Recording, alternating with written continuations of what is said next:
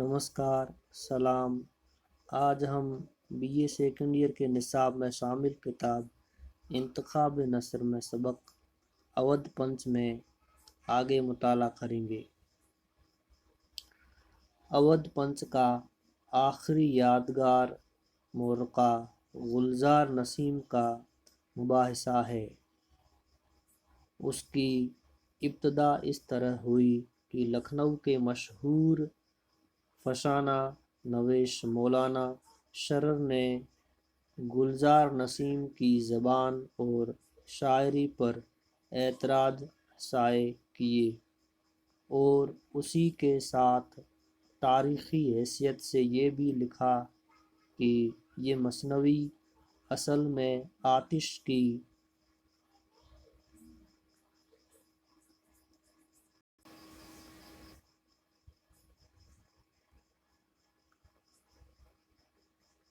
तस्यफ़ है।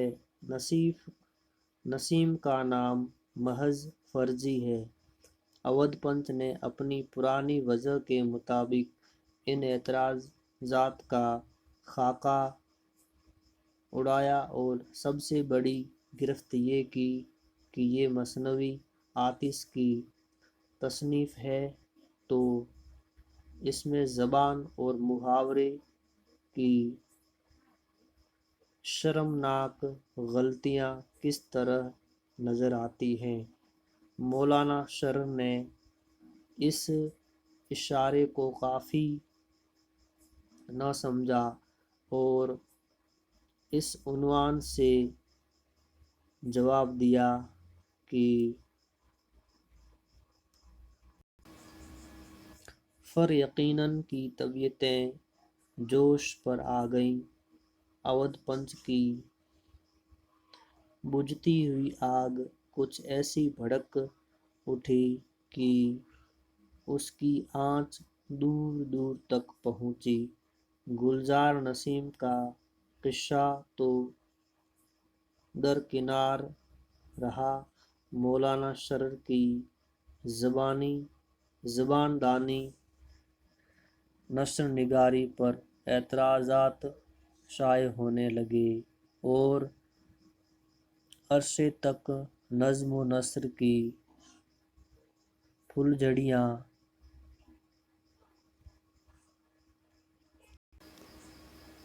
छूटा की। ये सिलसिला भी साल भर बाद ख़त्म हुआ। इस बहस के गैर लतीफ़ हिस्से के अलावा नफ्स मज़मून के मुतालिक जो मज़ामिन निकले उनमें अक्सर ज़बान व मुहावरे की तहक़ीक़ात का ख़ास लुत्फ़ मौजूद है। इन मुबाहसों के अलावा अक्सर दूसरे अखबारों से भी अवध पंच से नोक झोंक होती रही। इनमें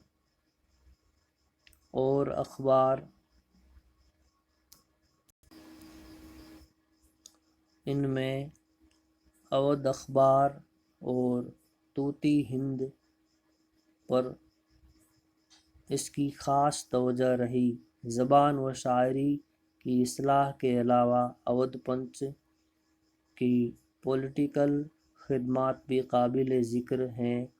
अवध पंच इब्तदा से रियाया का खादम और सरकार का आज़ाद मसीर था।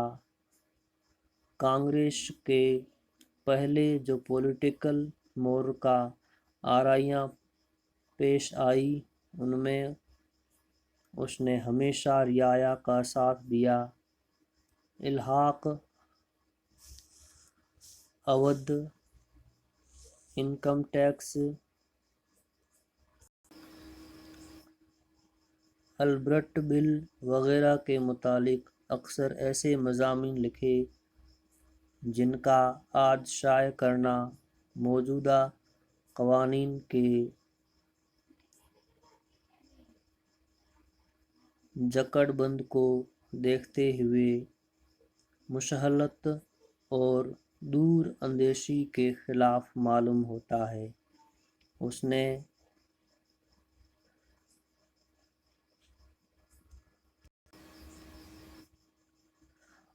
والیان ریاست کی خوشامد سے اپنا دامن پاک رکھا اور ہمیشہ ان کی غفلت و عیش پسندی کا پردہ فاش کرتا رہا۔ اودھ پنت کی قومی محبت کے وسیع دائرے میں ہندو مسلمان سب شامل تھے۔ ہندوؤں کے تہواروں کی آمد کی خوشی میں اودھ پنت عید اور شب برات کے استقبال سے کم سرگرمی نہیں ظاہر کرتا تھا۔ ہولی اور بسنت کے زمانے میں اس کا پرچہ سرخ اور زعفرانی رنگ کے کاغذ پر شائع ہوتا تھا اور رنگین مزاج نامہ نگاروں کے ساقی نامے اور ترانے وغیرہ ہفتوں تک چھپا کرتے تھے۔ اودھ پنت ہندو مسلمانوں کے قومی اتفاق کا ہمیشہ سے معین تھا، اور اگر دونوں قوموں میں کوئی نزاعی امر پیش ہوتا تھا تو اسے ہنس کر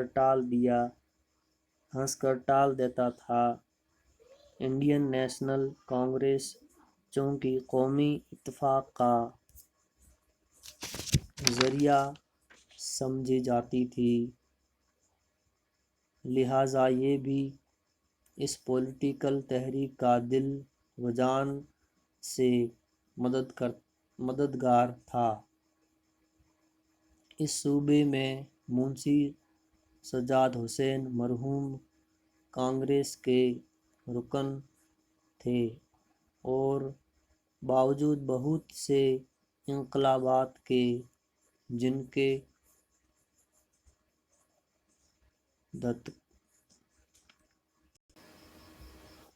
کے دھچکے سے اکثر قدم ڈگمگا گئے، منشی صاحب مرحوم آخر دم تک اپنی وضع پر قائم رہے۔ ابتدا میں جب سر سید مرحوم نے اپنی زبان و قلم کے جادو سے اہل اسلام کا دل کانگریس کی طرف سے پھیر دیا تھا، اس وقت سوائے اودھ پنت کے کوئی اسلامی اخبار ایسا نہ تھا جو علی گڑھ کے پولیٹیکل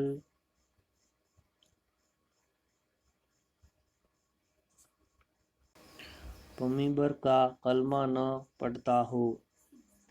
1888 میں جب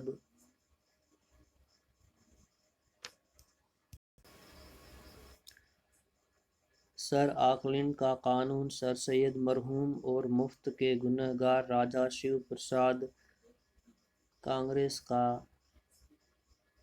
طبقہ الٹنے کی فکر میں تھے،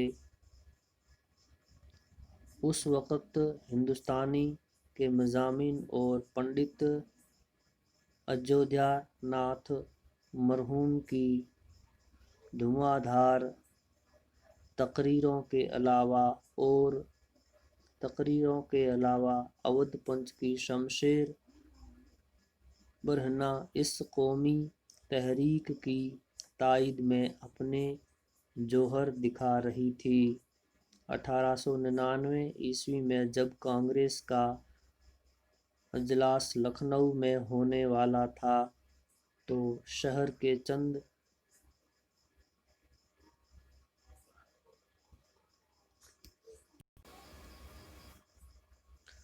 سن رسیدہ بزرگوں نے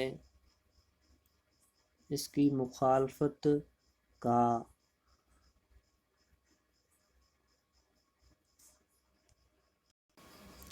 غلغلہ بلند کیا۔ اس مخالفت کی تردید میں ہندوستانی اور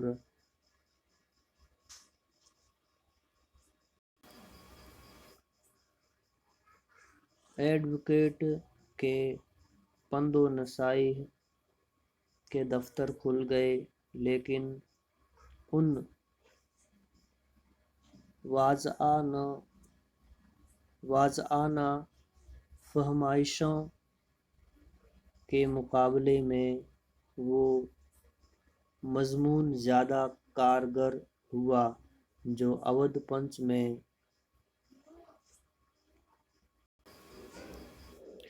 انڈے بچے والی چیل چلخار کے عنوان سے شائع ہوا تھا۔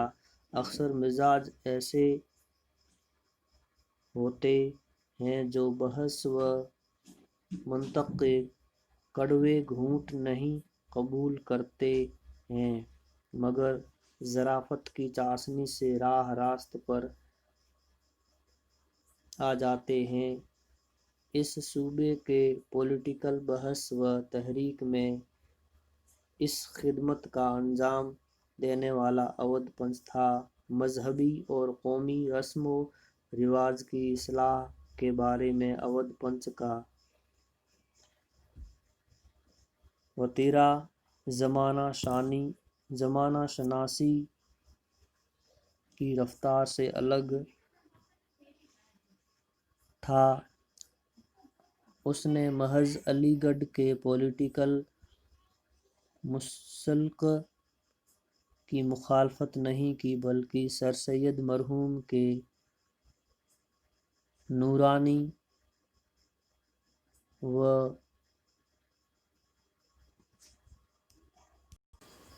نورانی دماغ سے جو مذہبی اصلاح کی شعاعیں نکلیں ان پر خاک ڈالنے کی کوشش کی۔ علی گڑھ کالج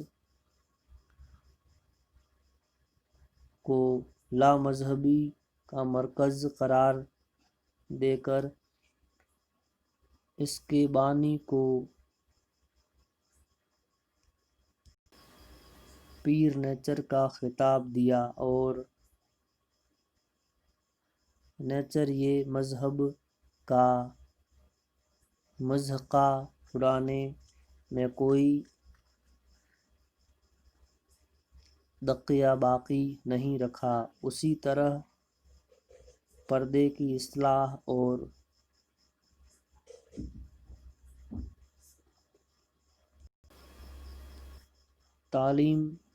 متعلم نشواں وغیرہ کے متعلق جو تحریک اہل اسلام میں مغربی تہذیب کے اثر سے پیدا ہو گئی تھی اس کی بھی سخت مخالفت کی۔ پردے کی رسم کی تائید میں حضرت اکبر کے ذیل کا قطع زبان زد عام ہے۔ شکریہ۔